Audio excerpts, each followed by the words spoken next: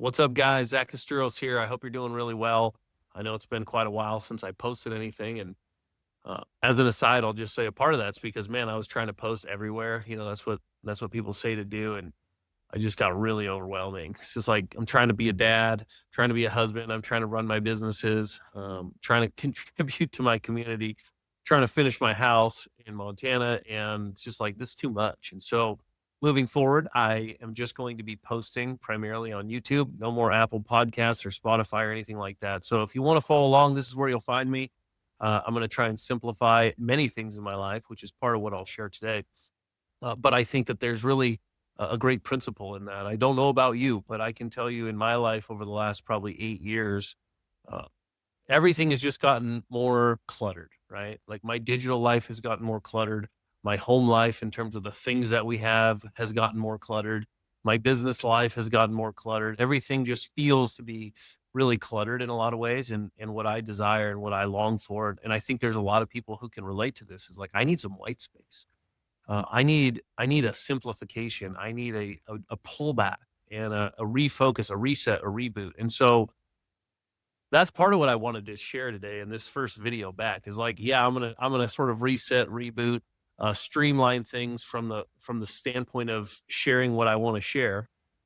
But I'm not stopping there. So my wife and I, about a month and a half ago, and we haven't shared this publicly really yet.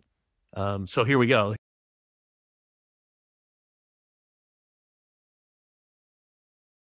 Here's the public share, I guess, is about 3 years ago, we moved to Montana. And we love Montana. It's been great to us. I spent about 2.5 of those years finishing the house that we were building. And I had just done the same thing in Washington State before we moved from Washington to Montana. So I feel like for about 5 years, my life's been pretty chaotic, right? Trying to do all the things and build the houses and move. And I mean, we've moved like, I don't know, 4 or 5 times in the last 5 years. And it's been a lot. And so my wife and I, we just been talking, is this the life that we ultimately want? We thought we wanted to do the homestead thing, and so we've been doing that here for a little while, and we just come to the conclusion that, you know what, like, and this is really hard to admit, so it's kind of a truth tell in many ways, but when we decided to move from Washington to Montana, we were starting a new life, and we were excited about the new life, but when we sat down and we really started thinking about it, really felt like, hey, when you peel the onion all the way back, so much of why we moved really is was based in fear.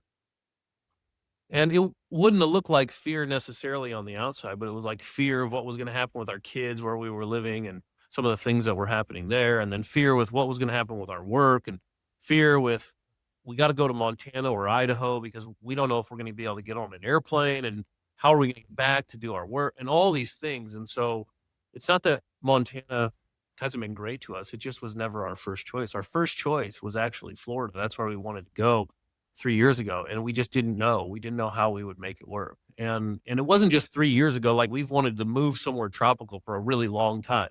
If you've seen me in the winter, right, it's like, I don't look very healthy, and I think it's because I just was built God made me to live in the sun, and so, I was coming home from the ski mountain with my daughter Sophia one day about a month and a half ago, and I called my wife. It was freezing up there, it was windy, it was cold, it was gray, and I just said, "You know, look, I could do this once a week every year. I don't need to live in this anymore." And my wife said, it's funny. I've been thinking the same thing. And I said, babe,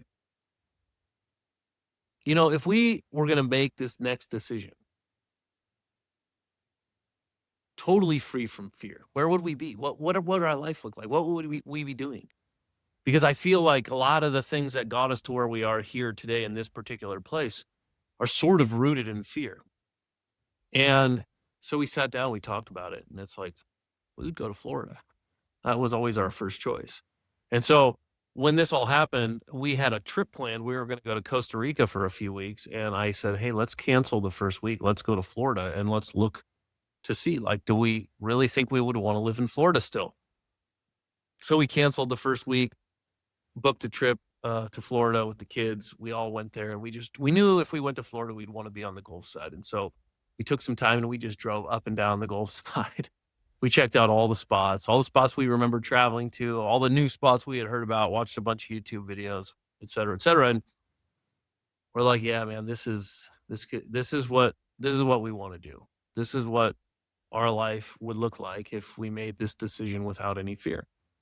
And so we decided to do it. And so we made an offer on a place, and then we went to Costa Rica and had a great little vacation, came back. And for the last couple of months, part of the reason I haven't been posting anything is because we've been like grinding to get our house ready, to get it finished. And then on top of that, as we've been doing all that, we're going to go, it's like a massive downsize, get our house ready to get it finished. And then on top,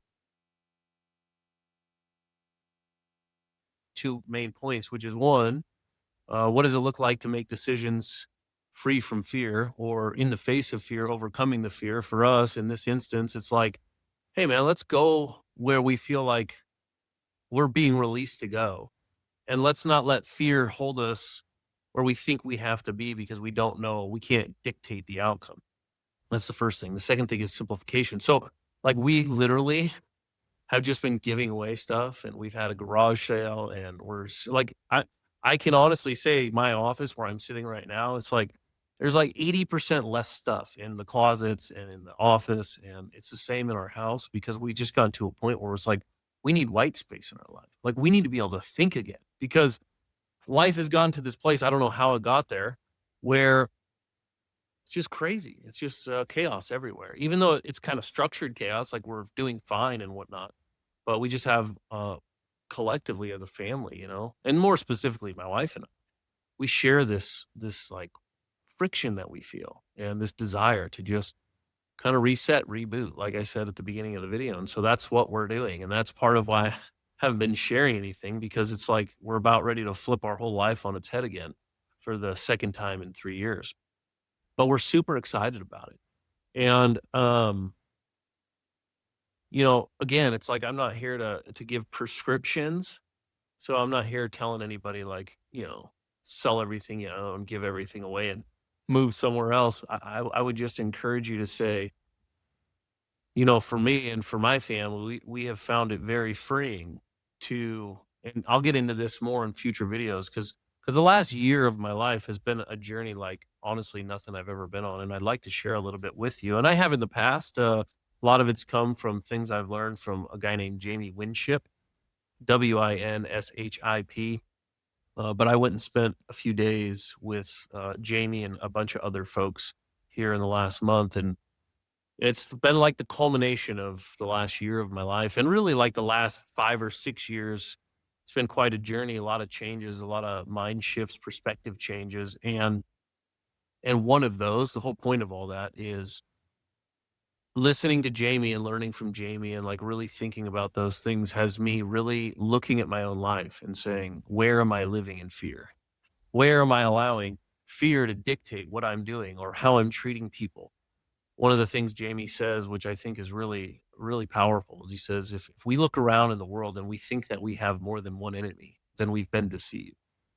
Our neighbor is not our enemy. And I know that for all of us, right, we live in this time where everybody is trying to pin or pit everyone against each other, like we're each other's enemies. And so ultimately, what does that mean? It means that we're afraid of each other. And so my wife and I, we've just really been practicing every day, every week, every month. Like, what does it look like to live without fear? What does it look like to let go of fear? What does it look like to live in faith over fear? And so, for us, a big decision was selling our place in Montana and starting over and going where we really felt we were called to go 3 years ago, that we frankly were just afraid because we didn't know if it would work or not. It's like we still don't know if it's gonna work, but that's okay because we don't wanna make the decision of what we're going to do or not going to do because of the fear that we have. And so I would just encourage you, right? Maybe it's not for you a move, maybe it's a job, maybe it's quitting a job or starting a business or having a kid or whatever it might be. I would just encourage you to say, like, if you really are honest with yourself, is what's keeping you where you are? Is it fear? And then if it is, there's a whole process that we can talk through, maybe in a future video. Or if you want to reach out to me privately, I'd be happy to walk you through it because I've been walked through it and I've been walking other people through it. And it really does help to overcome that fear and to have faith over fear, as they say. And then the second thing, again, is this idea of simplification, right? Does your life feel chaotic? Does your life feel like there's no white space? Does your life feel just so super stressful? Because I know that's how my life's felt for quite a long time. And so um sometimes it means we just got to like prune a whole bunch of things back, right? We got to think about what do we really need. One of my things, and I'll leave you with this, that I've been really thinking about every day is what's the minimum viable dose? And that's kind of like my motto right now is what is a minimum viable amount of anything that I need in order to live my life and to be content and to be joyful and happy and all those different things? Because I think so often, right? Like money is a great example. We think, oh, if we just get more money, we won't have this fear of not having enough money or of not being able to do the things we want or whatever it might be. And what we don't realize is that then you get more money, fear that you had when you didn't have it is still there. And then it doesn't matter. You can climb that ladder all the way to the top. And if you never dealt with that fear that you had at the beginning, the fear will still be there at the top. Because I think so much of life is about God wants us to learn that like we can overcome the fear. But to overcome the fear, we have to stop desiring certainty, which is ultimately what we want. Like, why didn't I move to Florida 3 years ago? Because I wasn't certain it would work. Because humans, we desire certainty.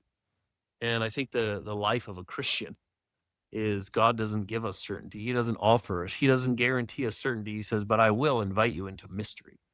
That's another thing I learned from Jamie. It's like faith requires embracing mystery. Faith requires saying, I don't know how it's going to work moving, or I don't know how it's going to work, or how I'm going to afford having this child, or I don't know how it's going to work, quitting my job and trying to find another one, or whatever it might be. And the Lord's just sitting there, I think, saying, yeah, that's kind of the point.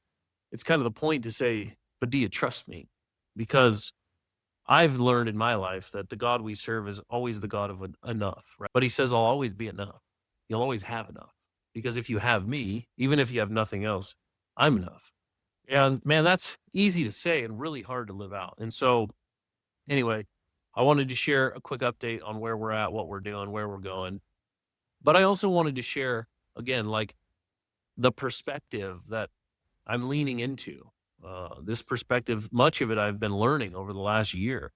Some of it I've known for a long time, right? But it's just like it's maturity, it's leveling up, right? It's just like we're always on a journey to try and get better, to try and make it to the next level, and not because like we have to or it's a works thing, but because we desire to just continue to improve and for our lives to improve and for our impact to improve, right? And so for us, the first step is like, well, where are we living in fear and how do we get rid of that?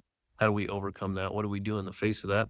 Second thing is, if we're so scattered and our lives are so chaotic that we can't hear, we can't think, we can't be still, we can't rest, we can't receive, then man, we got to prune some things back because that's not how God wants us to live. And so those are a couple of the decisions that we're making. And I would just encourage you, maybe take a look in your life and figure out, are there areas in your life where God's calling you to overcome some fear, to have faith, to trust, and then um, where there might be opportunities to simplify and find the minimum viable dose in your life. And so I'll let you know how all it goes as time goes on. Um, but yeah, that's what we're doing, and that's the kind of thing that I want to continue to share. And again, it won't be necessarily a pigeonholed thing, but uh, lots of different things, lots of ideas that I have, lots of things I want to talk to other people about. Hopefully, as time goes on, and I'm just going to do it right here on YouTube, and that's where I'll be. So I think that'll help me be more consistent. But if you're still here, I appreciate you watching. If you have any questions or comments, or if anything that spoke to me that I shared spoke to you, I'd love to hear about it. I hope you have a great rest of your day, and I will see you in the next video.